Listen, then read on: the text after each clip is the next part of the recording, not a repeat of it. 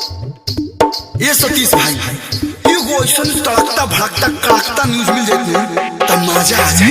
ए बेयास का हो रे एगो और ताजा न्यूज लेके आई बा। जल्दी सुनाओ कान तरसता।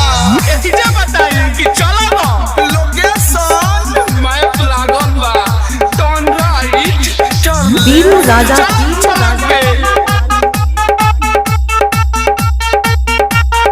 बीरू राजा दिन काहे करता रुहाला बिचौरे में रोक देले बारू जय माई। अरे डीजे वाला गाना बंद कर।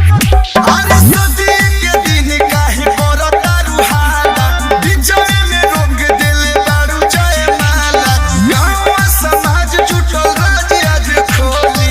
साफ सुथरा बात बताओ, एक सेकंड साफ सुथरा बात बताओ कि तू पति के साथ रहबू कि लवर के साथ रहबू? हम लवर जी पर हम मरम मर बात गोली मरम मर बात गोली तो हमारा बात गोली अरे होई खतरना तो हमके बुझियो ना भोली मरम गुनाह बात गोली तो हमारा बात गोली मारो के माहौल का गड़ाई देबू कहा। मैडम आइल बारात लौटाई देबू का। बीरू राजा बीरू राजा बीरू राजा बीरू राजा बीरू राजा उड़तारू ऐसे जैसे उड़ेला जहाज हो।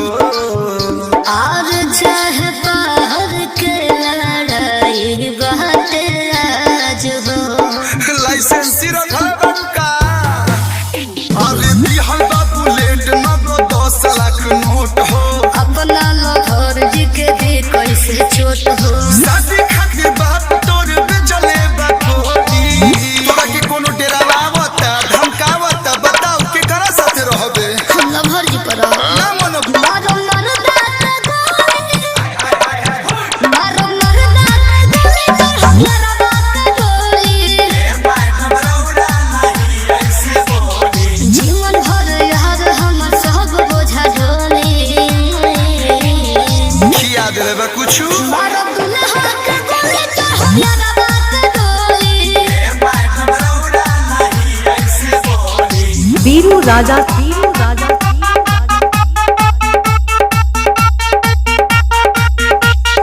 बीरू राजा बीरू राजा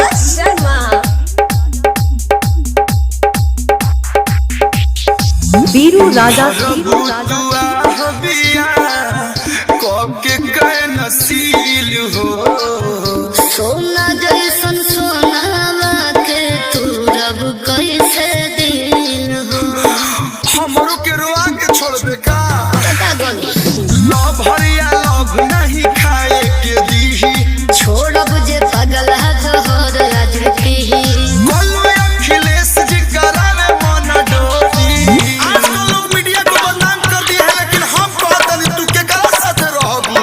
हम लवर जी पर ई ना मानी मारो मर बात गोली मारो मर बात गोली तो हमारा बात गोली हसुआ बिपुआल जाए यही रौली गंगा किनारे रहबू। मारो गुनाह बात गोली तो हमारा बात बीरू राजा साउंड टोडरपुर ऊंचा हुआ बाजार आजमगढ़।